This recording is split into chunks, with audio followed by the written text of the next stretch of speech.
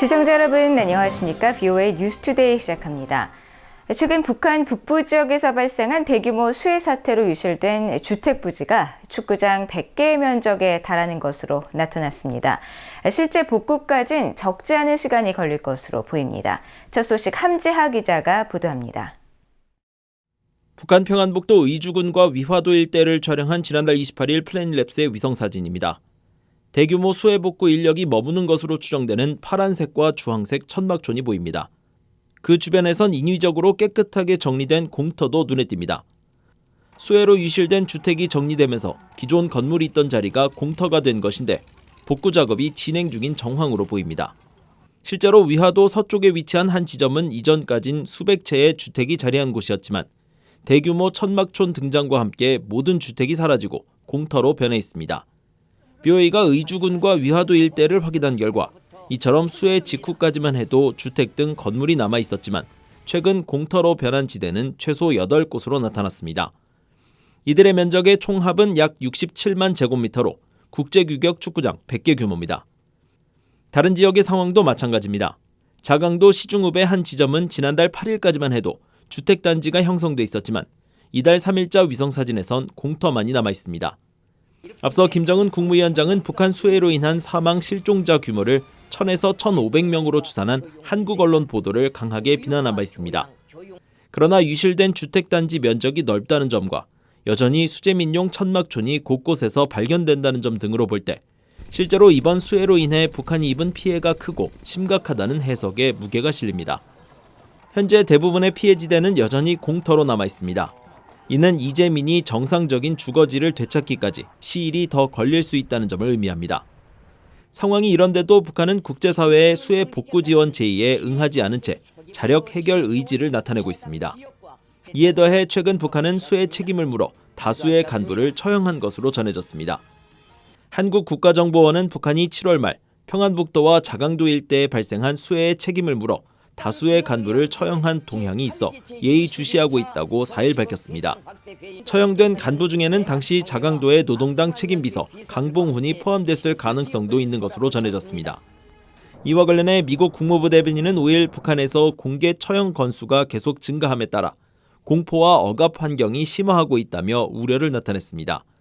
특히 북한의 사법체계의 투명성과 공정성, 책임이 부족한 데 대해 여전히 심각하게 우려하고 있다며 북한은 공정한 재판을 포함한 적법 절차에 대한 개인의 권리를 체계적으로 부인하고 있다고 지적했습니다. VOA 뉴스 함지하입니다. 그동안 북한의 강제노동 실태가 지속적으로 지적되었는데 미국 노동부가 벽돌 등 북한의 강제노동을 통한 7개의 제품들을 구체적으로 밝혔습니다. 또 중국 본토와 러시아에서도 북한 노동자들이 강제노동에 동원되고 있다고 밝혔습니다. 안준호 기자가 보도합니다. 미국 노동부가 5일 발표한 2024 아동노동 또는 강제노동으로 생산된 상품 목록 보고서입니다.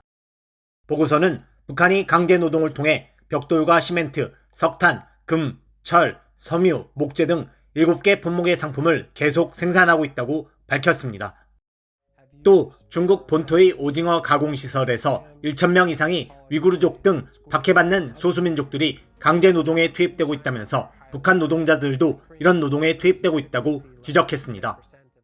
이어 오징어 가공회사와 정부기관들은 강압적인 인력 모집에 관여하고 노동자들의 이동과 통신의 자유를 제한하며 노동자들을 지속적으로 감시한다고 밝혔습니다. 보고서는 또 러시아의 목재 생산에도 북한 노동자들의 강제노동이 사용됐다고 지적했습니다.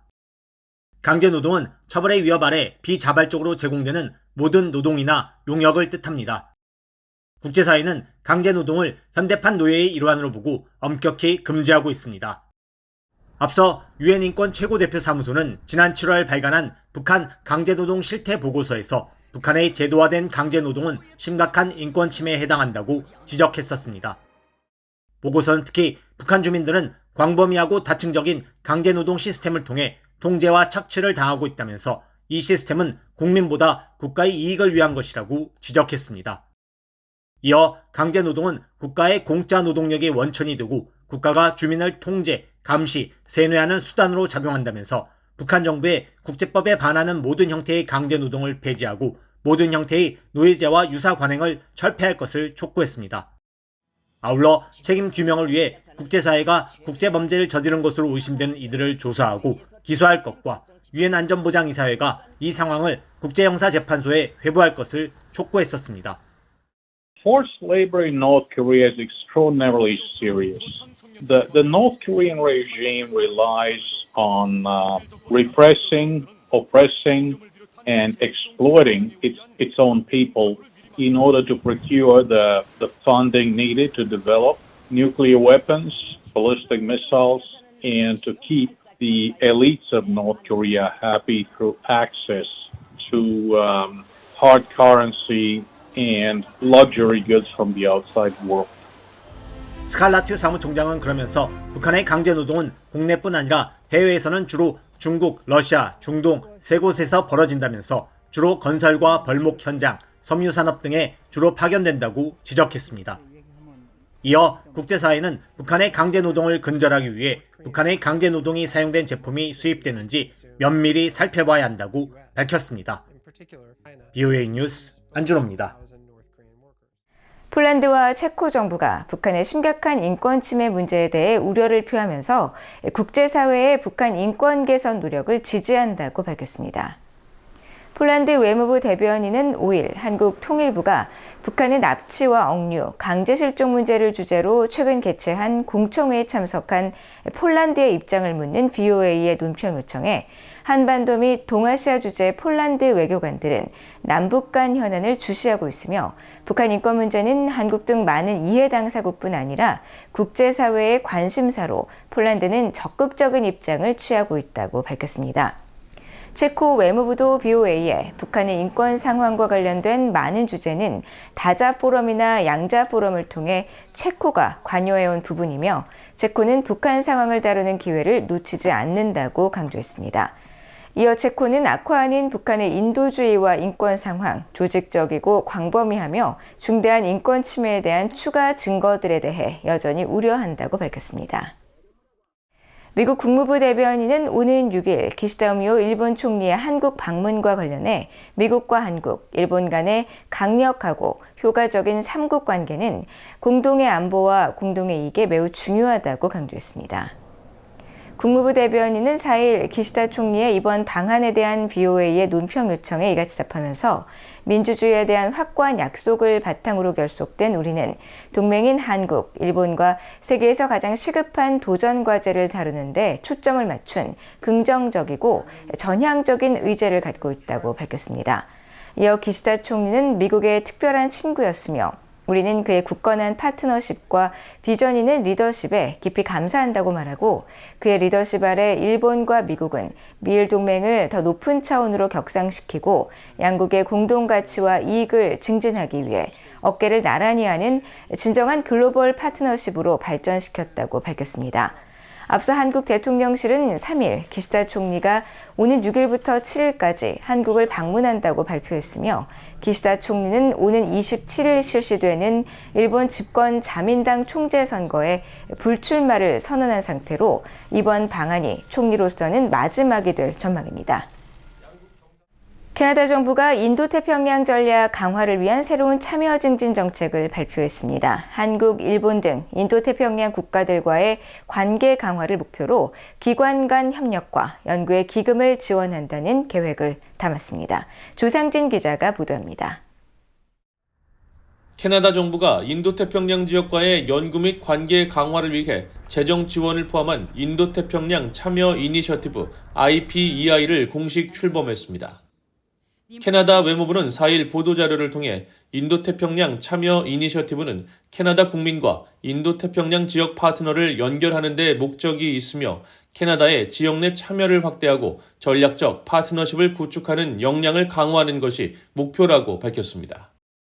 이어 인도태평양 참여 이니셔티브를 활성화하기 위해 인도태평양 지역 연결성 프로그램을 시행해 캐나다와 인도태평양 지역의 다양한 단체 간 협력을 촉진할 것이라고 밝혔습니다. 캐나다에 기반을 둔 비정부 기구, 교육연구기관, 시민사회 단체들이 주요 대상이며 이들 단체는 인도태평양 지역 파트너와 협력하는 프로젝트에 대해 재정 지원을 받을 수 있습니다.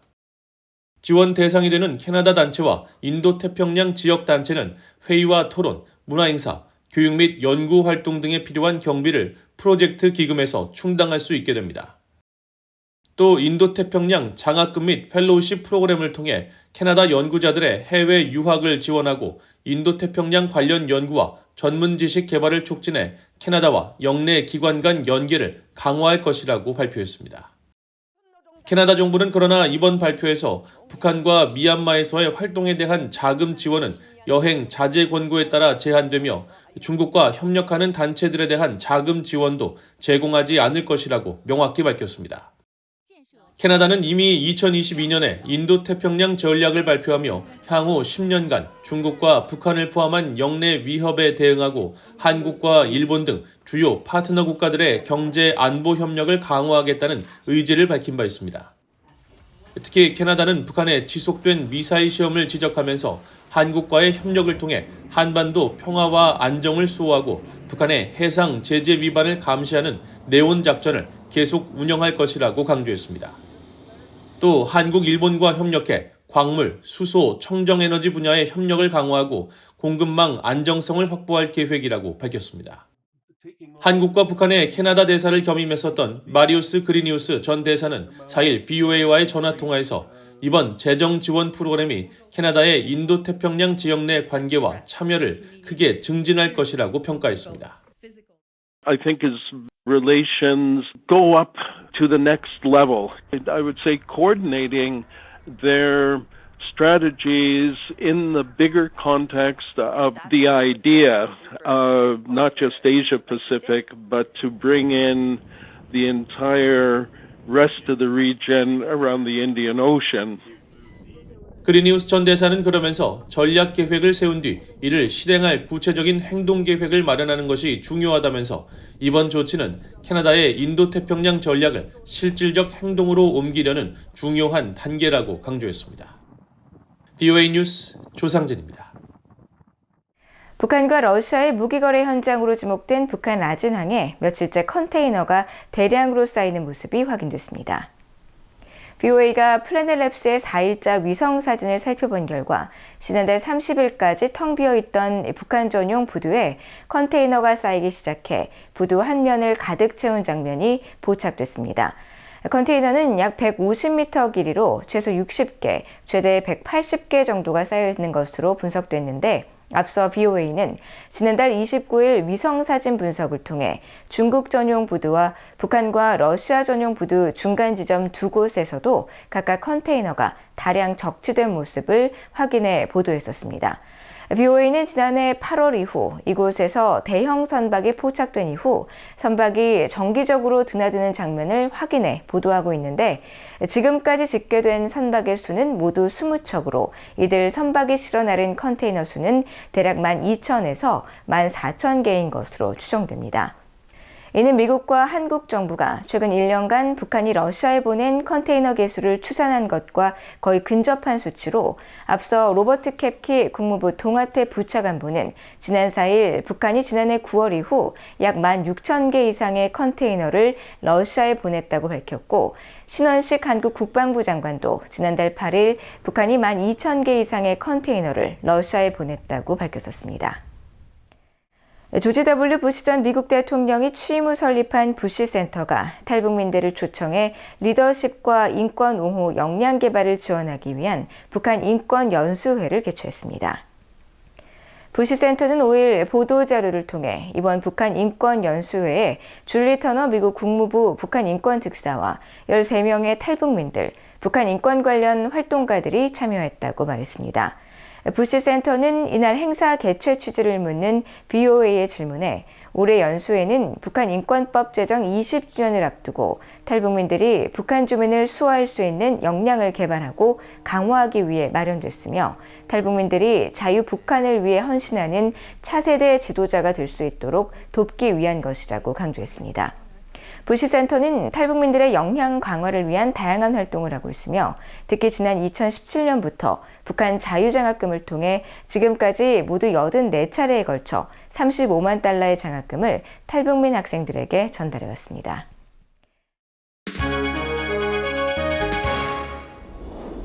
국제뉴스입니다. 대규모 개각을 진행하고 있는 볼로디미르 젤렌스키 우크라이나 대통령이 5일 안드리 시비아 외무부 1차관을 신임 외무장관으로 임명했으며 우크라이나 의회는 드미트로 쿨레바 외무장관의 사임과 시비아 신임 장관 임명을 모두 승인했습니다. 지난 4월부터 우크라이나 외무차관으로 일해온 시비아 신임 외무장관은 튀르키예 대사 등으로 근무한 직업 외교관입니다. 로이터 통신은 올해 49살인 시비아 외무장관이 경험이 풍부한 인물이지만 실제 정책 결정은 젤렌스키 대통령이 할 것이라고 보도했습니다. 앞서 우크라이나 내각에서는 쿨레바 장관을 비롯해 올하 스테파시나 유럽통합 담당 부총리, 이리나 베레슈크 부총리 겸 임시 점령지역 재통합 장관, 올렉산드르 카미신 전략산업부 장관, 데니스 말류스카 법무부 장관, 루슬란 스트릴레츠 환경보호 천연자원부 장관 등이 사직서를 냈습니다. 이번 개각은 젤렌스키 대통령이 조 바이든 미국 대통령에게 종전 계획을 제시하기 위해 이달 미국 방문을 계획하고 있는 가운데 이뤄지고 있습니다. 친러시아 국가인 벨라루스에서 일본인 남성 1명이 구금됐으며 군사시설 정보 수집 등의 혐의를 받는 것으로 알려졌습니다. 일본 정부 대변인인 하야시 요시마사 관방장관은 5일 기자회견에서 지난 7월 9일 50대 일본인 남성이 벨라루스 현지법을 위반한 혐의로 체포됐으며 건강에는 문제가 없는 상태라고 밝혔습니다. 하야시 장관은 그러나 이 남성의 구체적인 구금 이유에 대해서는 언급하지 않았습니다. 앞서 벨라루스 국영 벨라루스 1 방송은 4일 벨라루스 군이 러시아 접경 지역에서 군사시설 등에 대한 정보를 수집한 혐의로 일본인 정보요원 1명을 구금했다고 보도했습니다. 이 매체는 이어 체포된 일본인이 벨라루스의 사회적, 경제적 상황과 중국의 1대1로 구상 이행, 우크라이나, 벨라루스 국경 상황에 대한 정보 수집에 관여된 것으로 추정된다고 전했습니다. 일본은 러시아의 우크라이나 불법 침공에 대한 벨라루스의 지원을 차단하기 위해 벨라루스 기업들의 자산 동결과 수출 통제 등의 제재를 가하고 있습니다. 중국 정부가 아프리카 국가들에게 510억 달러의 자금 지원 등 대규모 경제 지원을 약속했습니다.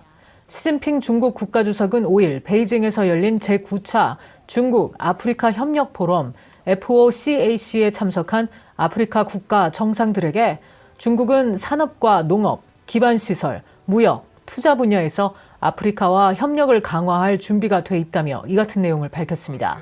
시 주석은 특히 신용 지원과 투자 등을 통한 자금 지원과 함께 아프리카 내 30여 개 기반시설 구상에 대한 지원도 이루어질 것이라면서 육상, 해상 연결망과 조율된 발전을 특징으로 하는 중국 아프리카 조직망 구축을 촉구했습니다. 시 주석은 또 아프리카에 100만 개의 일자리 창출을 약속하고 원자력 기술 관련 협력을 비롯한 에너지 관련 지원도 강화하겠다고 밝혔습니다. 아프리카 50여 개국 정상들이 참석한 가운데 6일까지 이어지는 중국 아프리카 협력 포럼은 3년 단위로 열려왔으며 이번 회의는 신종 코로나 바이러스 대유행 이후 첫 대면 정상회의입니다. 민헨의 이스라엘 영사관 인근에서 무장괴한 1명이 경찰에 의해 사살됐습니다. 민헨이 주도인 독일 바이에른주 요하임 헤르만 내무장관은 5일 기자회견에서 이스라엘 영사관과 나치 역사박물관 인근에서 장총을 소지한 무장괴한과 경찰이 총격전을 벌였으며 이 괴한은 현장에서 사살됐다고 밝혔습니다. 이번 사건은 1972년 민헨 올림픽에서 팔레스타인 무장조직 검은 9월단이 이스라엘 선수 11명을 살해한 사건을 추모하는 52주기 기념일에 발생했으며 헤르만 장관은 무장괴한의 범행 동기와 민헨 테러 52주기와의 연관성 여부를 조사하고 있다고 밝혔습니다. 독일 언론들은 무장괴한이 바이에른주 접경 오스트리아 짤츠부르크에 거주하는 10대 오스트리아인으로 최근 독일을 여행했으며 이슬람교도로 알려졌다고 보도했습니다. 아이작 헤르조그 이스라엘 대통령은 소셜미디어 X를 통해 오늘 아침 테러 공격에 대해 비난과 경악을 표명한다면서 증오로 가득 찬 테러리스트 1명이 다시 나타나 무고한 이들을 죽이려 했다고 비난했습니다. 지금까지 국제뉴스였습니다. 이상으로 BOA 뉴스투데이를 모두 마칩니다. 시청해주신 여러분 고맙습니다.